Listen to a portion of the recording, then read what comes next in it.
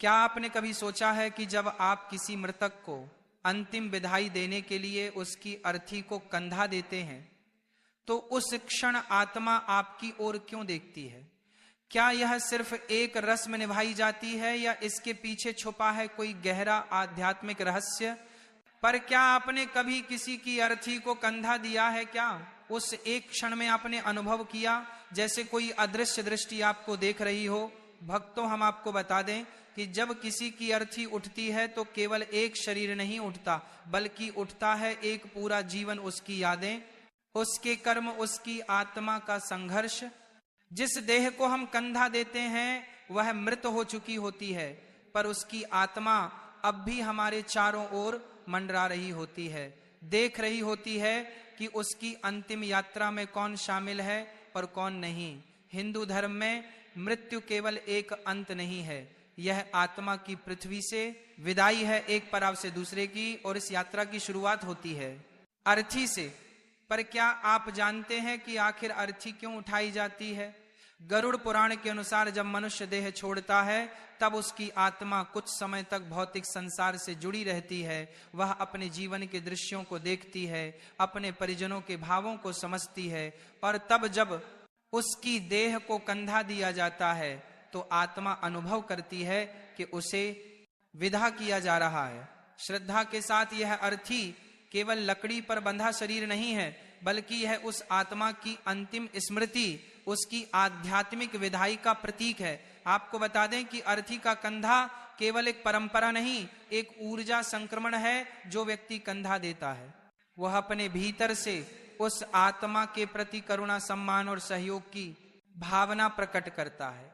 यह कर्म केवल शारीरिक नहीं बल्कि आध्यात्मिक रूप से ऊर्जावान होता है, और इसीलिए गरुड़ पुराण कहता है कि जो मनुष्य शुद्ध भाव से बिना किसी लोभ या भय के किसी मृत व्यक्ति को कंधा देता है वह अपने जीवन में 100 यज्ञों के फल के समान पुण्य अर्जित करता है। मृत्यु के बाद आत्मा अपने शरीर को छोड़ती है, लेकिन वह भ्रमित होती है, वह समझ नहीं पाती कि वह अब जीवित नहीं है।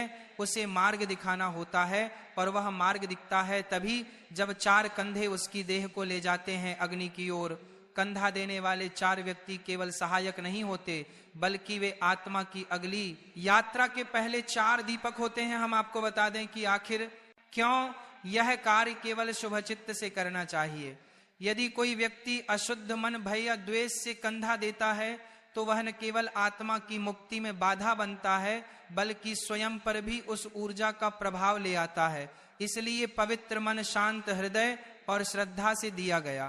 कंधा आत्मा को मुक्त करता है और कंधा देने वाले को भी अदृश्य रूप से बल प्रदान करता है।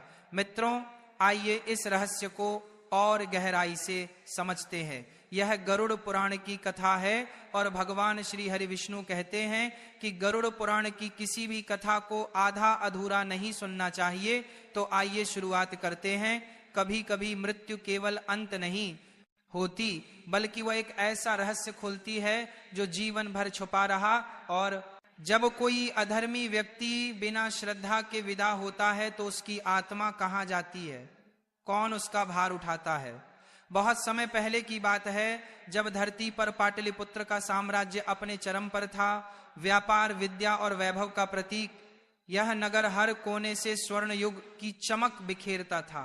इसी नगर में रहता था एक प्रसिद्ध और अत्यंत धनी सेठ धनीराम। धन का पुजारी, धर्म से विमुख पर अपने नाम के बिल्कुल विपरीत था। वह केवल व्यापार में रुचि रखता था। धर्म, करुणा, दान, आत्मचिंतन, इन शब्दों का उसके जीवन में कोई स्थान नहीं था।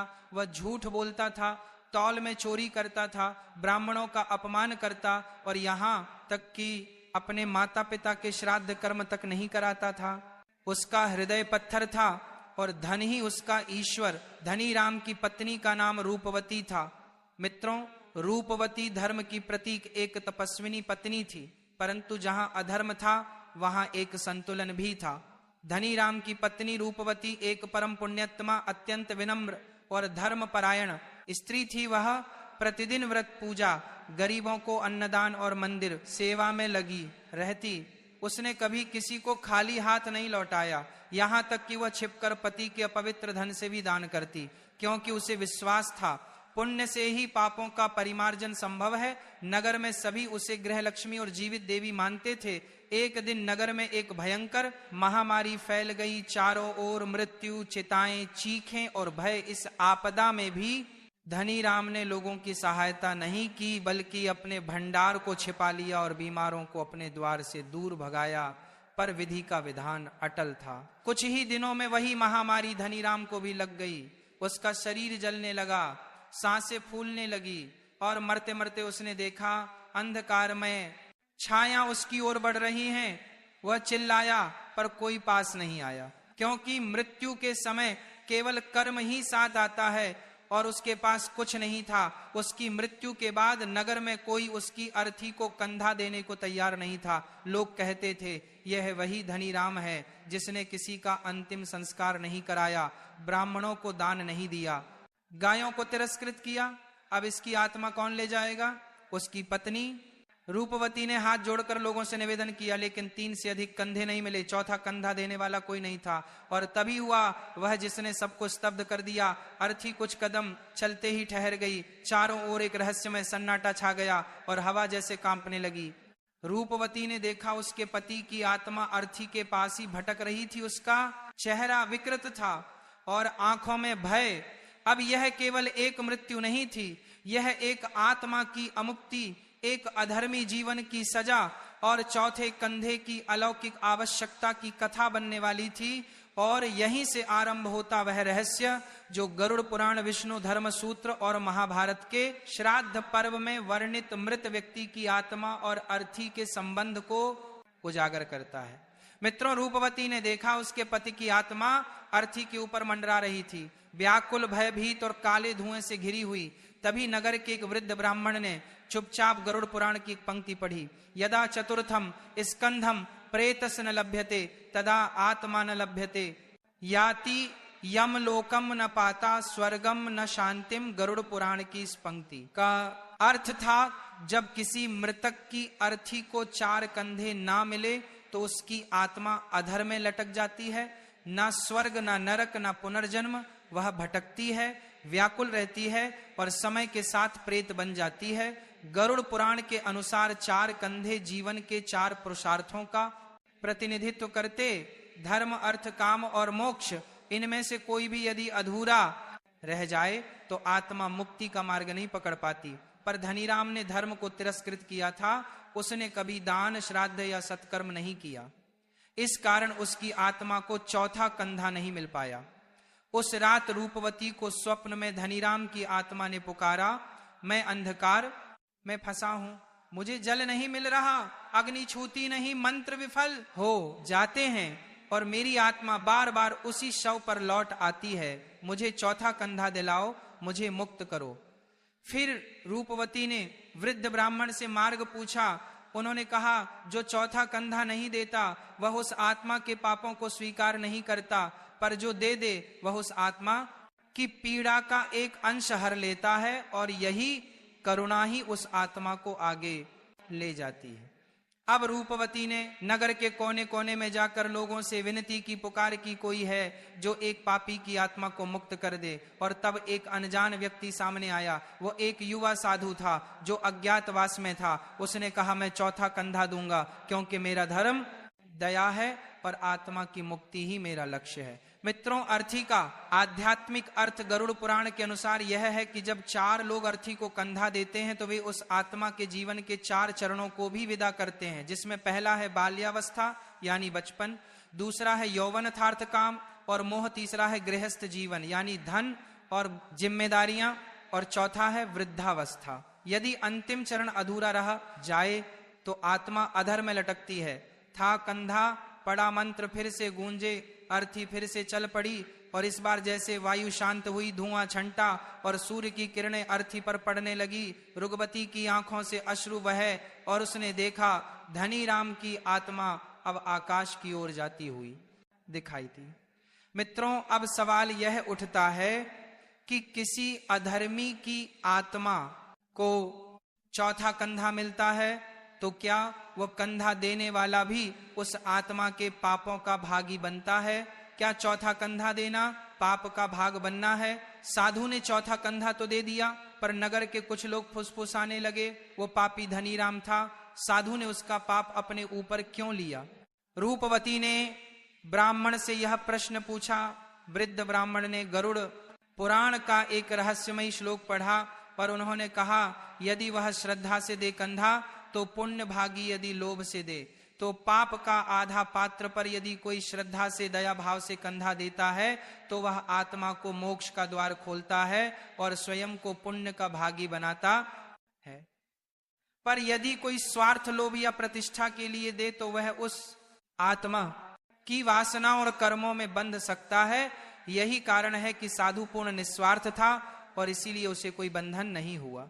मित्रों, इसके साथ ही महाभारत में भी ऐसा ही प्रसंग मिलता है। जब भीष्म पितामह गंगा किनारे शव वाहक बने तब उन्होंने कहा, जो मृत्यु को समझे बिना शव को उठाता है वह केवल भार ढोता है, पर जो श्रद्धा से उठाए वो आत्मा को देह से मुक्त करता है। फिर तीसरी रात को उस साधु को एक दिव्य स्वप्न आया। धनीराम की आत्मा अब सफेद वस्त्रों में शांत स्वरूप में उसके सामने प्रकट हुई और बोली, मुझे राह दिखाने के लिए धन्यवाद, मेरी प्यास अब बुझ चुकी है, अग्नि ने मुझे स्वीकार कर लिया है और अब यमदूत नहीं दिव्य गण मुझे स्वर्ग की ओर ले जा रहे हैं। हे साधु, तू केवल मेरा मुक्तिदाता नहीं, तू मेरी पत्नी रूपवती का संकल्प भी है जो धर्म और प्रेम से जुड़ा हुआ था। गरुड़ पुराण कहता है, यदि मृतक अधर्मी हो तो उसका कंधा केवल वही दे जो उसे धर्म के लिए क्षमा कर सके, अन्यथा कंधा देना अधर्म से गठजोड़ बन सकता है। यही कारण है कि कई बार कुछ शवों को 4 कंधे नहीं मिलते और आत्मा को मुक्ति तब तक नहीं मिलती जब तक कोई निस्वार्थ व्यक्ति आगे ना आए। मित्रों, नश्य वेद गति हिमालय की तराई में रहने वाले एक महान योगी थे।